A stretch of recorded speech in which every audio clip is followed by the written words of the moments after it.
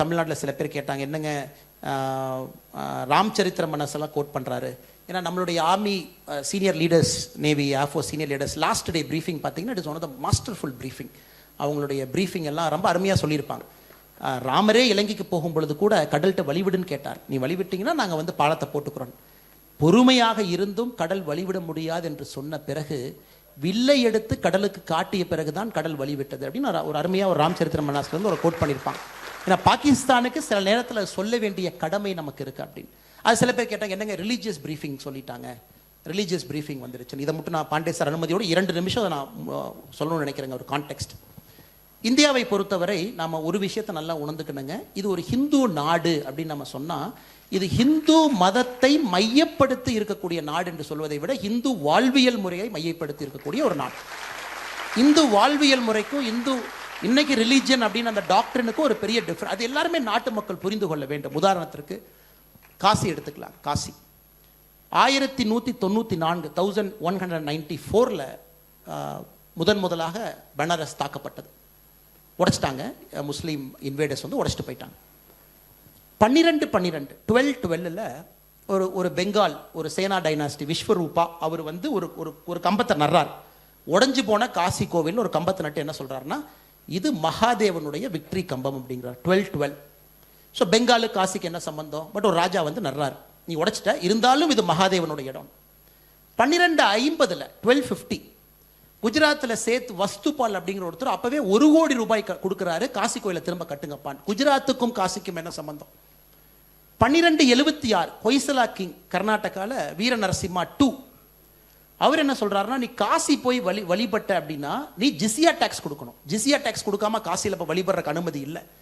கர்நாடகாவில் ஹெப்பாலே அப்படிங்கிற ஒரு கிராமத்தை எழுதி வைக்கிறாரு. இந்த கிராமத்திலிருந்து வரக்கூடிய வருமானம் சவுத் இந்தியாவிலிருந்து யாரு காசிக்கு போனாலும் ஜிசியா டாக்ஸை நான் கட்டுறேங்கிறார் வீர நரசிம்மா 3. நீங்க ட்ரேஸ் பண்ணி பாருங்க.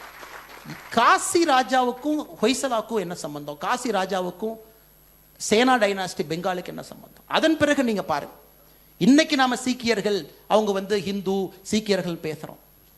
மகாராஜா ரஞ்சித் சிங் போய் கோல்டு பிளேட் அடிக்கிறார். மராட்டி ராணி அகிலபாய் ஹோல்கர் 300வது பிறந்த நாள் விழா நம்ம கொண்டாடி கொண்டிருக்கின்றோம். அவங்க திரும்ப அந்த டெம்பிளை கட்டுறாங்க. ஸோ ஒரு விஷயத்தையும் பார்க்கும் பொழுது ஒரு சிவிலைசேஷன் மார்க்கர் நாம் எல்லோரும் ஒன்றாக நின்று இருக்கின்றோம். எப்பொழுதுமே நாம வடக்கு தெற்குன்னு பார்க்கலீங்க. மகாபாரதம் சாப்டர் 9 பீஷ்ம பருவத்தை நீங்க எடுத்து படிச்சு பார்த்தீங்கன்னா அன்னைக்கு கேட்குறாங்க, பாரத வருஷங்கிறது என்ன அப்படின்னு. நான் சொல்றது மகாபாரதத்தில் சாப்டர் 9 பாரத வருஷம்னா என்ன? சண்டை போட்டுக்கிறாங்களே, குருஷேத்ராவை லொக்கேட் பண்ணுங்கிறாங்க. அன்னைக்கு அந்த சாப்டர் 9 லொக்கேட் பண்றாங்க. பாரத வருஷங்கிறது என்ன? 250 நாடுகள் இருக்கக்கூடிய பாரத் வருஷா. சோளாங்கிற வார்த்தையை பயன்படுத்துறாங்க மகாபாரதத்தில், திராவிடாங்கிற வார்த்தையை பயன்படுத்துறாங்க, உத்கல் வார்த்தையை பயன்படுத்துறாங்க, கிர்கிஸ்தான் லொக்கேட் பண்றாங்க, கஜாகிஸ்தான் லொக்கேட் பண்றாங்க. 250 நாடுகள் அடையாளப்படுத்துறாங்க.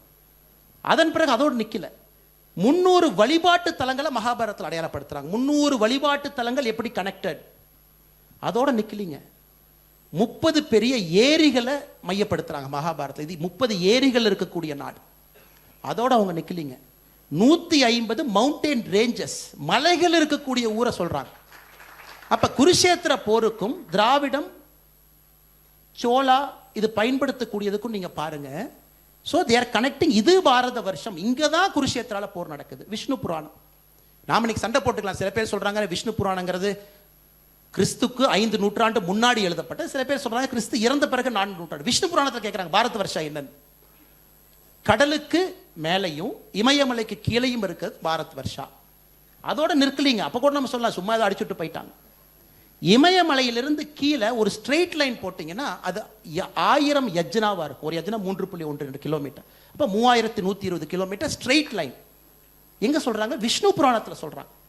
ஸோ இன்னைக்கு யாராச்சும் உட்காந்துக்கிட்டு வடக்கு தெற்குன்னு சொன்னாங்கன்னா அவங்க பெரிய முட்டாள்கள். காரணம், இவ்வளவு சரித்திரம் நம்முடைய நாட்டில் இருக்கு, இவ்வளவு விஷயங்கள் இருக்கு. விஷ்ணு புராணத்திலிருந்து மகாபாரதத்திலிருந்து ஒரு காசி அப்படிங்கிற ஒரு வழிபாட்டு தலத்தை இவ்வளவு சொல்ல முடியும். இத்தனை பேர் இருந்தாங்க. ஏன் 1770 மார்த்தாண்ட ராஜா வந்து கொலைச்சல்ல போய் யார் அடிச்சாருங்க? டச் அடிச்சார். அவர் தமிழ்நாடு கேரளான்னு பார்த்தாரா? டச்சு உள்ள கூடாது, அவர் போய் அங்க தூக்குனார். அஹோம் டைனாஸ்டி அஸ்ஸாம்ல அது வரைக்கும் அவுரங்கசீப் அனுப்பிச்ச மிகப்பெரிய படையை அஸ்ஸாம் நோக்கி அஹோம் டைனாஸ்டி போய் தோக்கடிச்சாங்க. ப்ராஃபட் முகமது 632 இறந்த பிறகு வெறும் 100 வருஷத்துல அட்லாண்டிக் ஓஷன்ல இருந்து கிட்டத்தட்ட சைனா வரைக்கும் கேலிப் பவர் இருந்துச்சு. கேலிப்ஸ் 100 வருஷம் 732க்குள்ள பிடிச்சிட்டாங்க. ஆனா இந்தியாக்குள்ள வர்றதுக்கு 600 வருஷம் ஆச்சு. லலிதாதித்யன் என்னார் காஷ்மீர், அவரை தாண்டி வர முடியல. 500 வருடங்கள், அதாவது எல்லா பக்கம் 100 வருஷம் போயிட்டாங்க. ஆனால் இந்தியாக்குள்ள வர 500 இயர்ஸ் தேவைப்பட்டுச்சு. அவங்க வந்து தமிழ்நாடு, கர்நாடகா, காஷ்மீர்னு பார்த்தாங்களா? ஸோ அதனால் இன்னைக்கு ஆர்மி சீஃப்னுடைய பிரீஃபிங் பார்த்தீங்கன்னா தே கோட்டட் திஸ் ஹிஸ்ட்ரி. அதை கூட தவறாக புரிந்து கொள்ளி. அதான் நான் ரங்கராஜ் பாண்டே சார் அனுமதியோடு கொஞ்சம் எக்ஸ்ட்ரா டைம் எடுத்துக்கிறேன். கான்ஸ்டியூஷன் ஆஃப் இந்தியா புக் எடுத்து பாருங்க sir. Original constitution of India, Nandalal Bose அவருடைய பெயிண்டிங் தான் கான்ஸ்டியூஷன் ஆஃப் இந்தியா. சாதாரணமாக நம்ம ஒரு 4 வார்த்தை எழுதி வீசிட்டு போகலீங்க. திறந்து பார்த்தீங்கன்னா பெயிண்டிங்ஸ் இருக்கும். ராமாயணா, மகாபாரதா, நடராஜனுடைய தாண்டவம், இதெல்லாம் ஒரிஜினல் கான்ஸ்டியூஷன்ல பெயிண்ட் பண்ணி தான் கான்ஸ்டியூஷன் புக்கை நம்ம எடுத்தோம். அதில் இந்தியாவுடைய சரித்திரத்தை முழுமையாக 22 சாப்டர் நம்முடைய அரசியலமைப்பு சட்டத்தில் ஒரு சாப்டருக்கு ஒரு இமேஜ் கொடுத்தோம். ஒரு சாப்டர் மோகன் ஜடரோ, ஹரப்பா, சோழாவுடைய நேவி படைய கான்ஸ்டியூஷன்ல ஒரு சாப்டர் கொடுத்துருக்கோம். அதை நந்தலால் போஸ் அவங்க பிரிண்ட் பண்ணி கான்ஸ்டியூஷன் கொடுத்து, வெறும் கான்ஸ்டியூஷன்ங்கிறது புக் இல்லைங்க, கான்ஸ்டியூஷன்ங்கிறது வார்த்தைகள், அதில் பிக்சர்ஸ் இருக்கு. அதைத்தான் 26 ஜனவரி 1950 நாம் ஏற்றுக்கொண்டோம். அதை ஏன் பார்க்க மாட்டாங்க? இந்தியாவுடைய ஹிஸ்டரி இந்த அளவுக்கு நம்ம டிபீட் பண்ணும்போது இதில் சிறுபிள்ளைத்தனமான எப்படி அவங்க வந்து ராம் சரித்திர மனசை சொல்லலாம், எப்படி அவங்க சிவதாண்டவத்தை போடலாம். ஏன்னா ஆர்மி பிரீஃபிங் போடுறதுக்கு முன்னாடி பார்த்தீங்கன்னா நம்ம ஜேர்னலிஸ்ட் 300 பேர் 500 பேர் உட்காந்துருக்காங்க நேஷனல் மீடியா சென்டரில். சிவதாண்டவம் போடுறாங்க. பிரம்மோஸ்னுடைய வார்க்கரே சாமியை சரணமையப்பான்னு நம்ம மேஜர் சார் சொல்கிறாரு. நம்முடைய மெட்ராஸ் ரெஜிமெண்ட் தம்பீஸ். ஸோ எல்லாருமே நாம் ஒரு லோக்கல் அடையாளம். இன்னைக்கும் பாரத் மாதா கி ஜெய். காரணம், பாரத நிலத்தில் இருக்கக்கூடிய நாம் பாரத அன்னையை வணங்குகின்றோம். இந்த புரியாதவங்க இந்த நேரத்தில் சில விஷமத்தனத்தை பண்ணாங்க.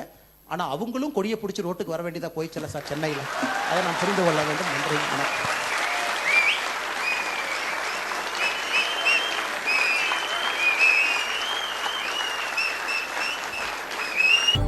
காக்க காக்க தர்மம் காக்க. மதுரையில் கந்த சஷ்டி கவசம் பாடும் 5 லட்சம் முருக பக்தர்கள். மாபெரும் ஆன்மீக சாதனைக்கு நம்மால் முடிந்த பங்களிப்பை நல்குவோம், புண்ணியம் பெறுவோம்.